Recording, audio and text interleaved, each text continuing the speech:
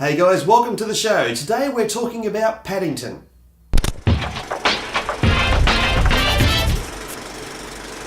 So Paddington is a comedy family film directed by Paul King, and it tells the story of a young Peruvian bear who's sent to London after his home is destroyed. The idea here is that he can find a new family to live with, much like how young orphans were sent to live with new families during the war. Unfortunately, when finally getting to London, armed only with a marmalade sandwich, London is not the same place he was expecting. Then he meets the Brown family, who agree to take him in. Paddington is homesick, but gradually finding his feet until he comes across the path of a taxidermist played by Nicole Kidman.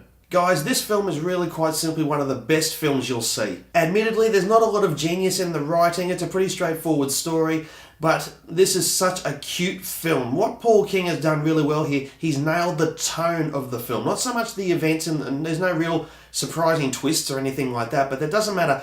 He's concentrated so much on the tone of the story, it's perfect. Speaking of perfect, the work that's gone into Paddington is phenomenal. Even though he's not completely photorealistic, again, that doesn't really matter because it's all about the character. The animators here have done a wonderful job bringing him to life. The acting from everybody is wonderful, especially two standouts. Firstly was Ben Whishaw, who was the voice of Paddington. Anyone who doesn't know his name, you'll recognise him as Q from the recent James Bond films. And also Hugh Bonneville from TV's Downton Abbey. And if I had to criticise one tiny little thing about the film, it would probably be the casting of Nicole Kidman. There's no doubt Nicole Kidman is a wonderful dramatic actress, but here, in a comic role, she's not quite as convincing as everybody else. And I know that the character is sort of camped up a little bit and she's not quite as serious as she's supposed to be.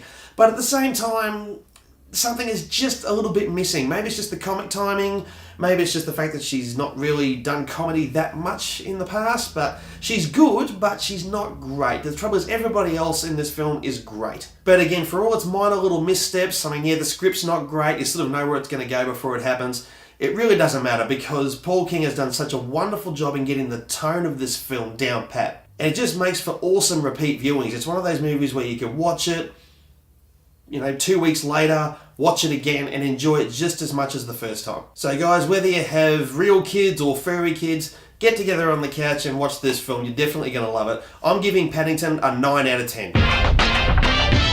Guys, as always, thank you very much for watching. Make sure you subscribe and we'll see you at the movies.